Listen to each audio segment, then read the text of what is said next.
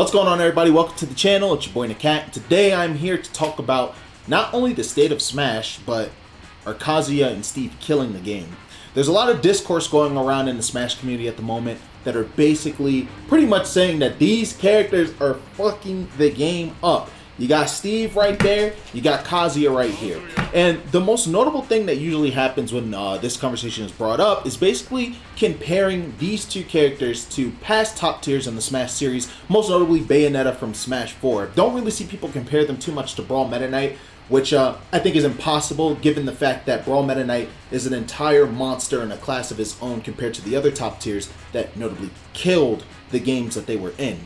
The only thing that's different when regarding Brawl Meta Knight is the fact that Brawl Meta Knight actually, in terms of what made him broken, you actually needed to be a good player and be able to execute it to actually make it shine the way it did. You couldn't just pick up and play Meta Knight. Maybe early on in the meta you could, but as the meta progressed, bad Meta Knights were bad Meta Knights. And bad Meta Knights, no matter how broken he was, got shitted on.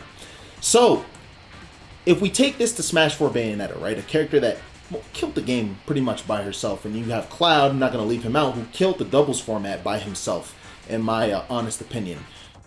When you look at it, right? And you look at these two characters, the thing that you see first and foremost is that these two characters are not anywhere, like, in my opinion, comparable to Bayonetta. You know, I think Steve and Kazuya are broken in their own ways. I think they're really good in their own ways. But when you really take a step back and you think about it, right, and this is what kind of makes this discourse so tiring, is that we'll always talk about what's broken, but do nothing about it. We talked about Bayonetta being as crazy as she was, and we did absolutely nothing about it. Instead of we just bitched the entire time. So now that we're in a similar situation, and I do this very lightly because I don't see a bunch of Kazuyas coming out of nowhere, touch-a-deathing everybody and just going off. Now, of course, there's going to be Kazuyas that are doing that, but then it lends me to also think, well, how many people are actually good at fighting Kazuya? How many people are actually actively participating and trying to better themselves as players to try to counteract not even just Kazuya, but Steve as well? In my opinion, in Smash, annoying to fight should not equate to this character needs to go. Characters are going to be good no matter what. Especially with a roster this deep, it is impossible to balance the entire roster to perfection. There will be bad characters. That's just how it is in any fighting game.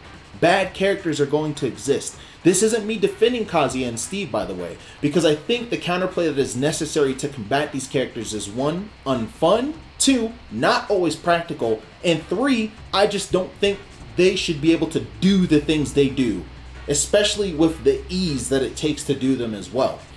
I think that being forced to be uninteractive with Kazuya in order to fight him, it does not lend to creative gameplay or good gameplay whatsoever. It's a snooze fest. It's not fun for anybody involved. In fact, honestly, the most satisfying part of that is probably when the Kazuya actually finally catches you and fucks you up. You know? It must feel good to land that combo that either kills you or does that much damage. But you see, the thing is that, again, I still don't think that... I think that people follow the trend. If we're complaining about this character, and you see, like, top players also complaining about said character, oh, we gotta follow the trend too, we gotta bitch too, blah, blah, blah, blah, blah. HBD, so, congrats on the move. In my opinion, I don't think Kazuya deserves to be banned. I think he's a load of shit. I think the complaints about him are valid. I was one of the people that thought Kazuya was a load of shit as soon as he came out. As soon as I saw a little glimpse of what could happen, called it. But I do think that where do we go from here? We continue to bitch every time we see this character get on screen and take a dub. The game's patched. Nintendo doesn't care. They're not coming back to patch the game again, no matter how much we cry and whine. See, the issue is that no matter how much we cry, whine, and how justified we are, because I definitely think this game could use at least one more patch. One more. But if you saw my previous video in the past, Nintendo pretty much throws a dartboard at what they decide to patch or what they decide to balance. I don't think they know what they're doing in that regard. So even if we were to get that extra patch, who's to say it's going to help save the game at all, right? I don't think Kazuya is killing the game either. Now, when it comes to Steve, I think Steve has more representation than Kazuya at the moment. And Steve is a character that, in my opinion, defies a lot of what Smash is, weirdly, in his own weird and unique way. Maybe that's the cool thing about the character, like, quote unquote, the cool thing about the character. But in reality, it's not fun. It's not fun to fight against whatsoever. It feels like you're slowly being drained away. Even if you're winning, do you really feel that satisfied at the end of the game? At the end of the day, games are supposed to be fun to play. When I look at Ultimate's roster, I feel like personally, as a player that doesn't really like zoners that much, a lot of the time, the way you have to fight some of these characters is not enjoyable. And so to focus more so on Steve, it's just like you can see his ease of use, his ease of execution, what he can actually do. And there's not much. So there is counterplay to certain specific scenarios, but the thing that I hate the most is like, here's the counterplay. Okay, how consistently practical is this counterplay? Are you taking into account the variables in each match? Especially we're humans. We're prone to being imperfect. So if the best way to fight a character is to be perfect 24/7, that is not real. There is no reality where that is possible from imperfect creatures. So let's really sit down and think about it, right? We saw A. Cole at the Invitational pop the fuck off. Like, whew, honestly, right? Saw Yanni pop off too. Not to discredit them at all. Honestly, I know Yanni says that he sleeps well, beating people he knows he's not better than. But I'm going to give him his credit. I think Yanni is a very hard worker that just so happens to play Steve. And so I'm not going to discredit him. Would Yanni beat these people with other characters? I don't fucking know. I don't care about that.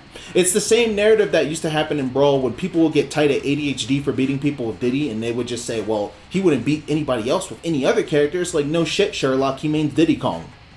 Duh. He's a solo Diddy main. Why is this even a conversation? You know what I mean? So, in my opinion, I just think that the conversation surrounding these two characters is tiring. We're not going to ban them.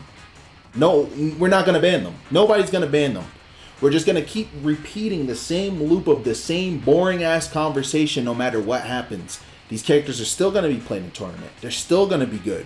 We could do our best to find as much counterplay as possible and to get better at the matchups, which we have no choice to do because, I mean, even so, even if Nintendo was coming with a patch, right, you still have to actually learn the matchup regardless. There's a lot of people that are crying about these characters that are not putting in enough effort to actually try to get better, and they're doing the same thing they did before. Cry about character, ask for patches, character might get patched, end up losing to the character anyway. Because a lot of the times people can't accept that it's not the character, it's them. Now, when I see really good players actually also saying ban Steve, or I don't think anybody said ban Kazuya, they just think Kazuya is a fucking cookie cutter character. That's something to look into, in my opinion. Look into in a sense as well. A lot of these really good players think this character is bullshit, but I think that's as far as it goes. The general consensus around like the best players in the game currently is this character is fucking obnoxious and degenerate. Okay, now what do we do? Because even then they're aware the game's not getting patched again, right? The character's probably not getting banned. So where do we go from there? But that's the difference between really good players and players that just cry for buffs and nerfs and don't do anything about it regardless. And so, in my opinion, do I think they should be banned? Right now? No, I don't. Do I think they're healthy for the game? No, I don't. But I feel like there's just so much more that we could do or that we need to do before even having those types of discussions. What I do hope is that the discussion surrounding these characters just straight up perishes. Because it's the same regurgitated bullshit that we do in every single game and nothing happens. But anyway, guys, that's my opinion on Kazuya and Steve in the current meta at the moment. Thank you guys so much for watching this video. I greatly appreciate it. Again, be sure to subscribe. In the comments, let me know your opinion on this situation. And as always, appreciate you guys watching. It's NAKAT. Take it easy. Peace out.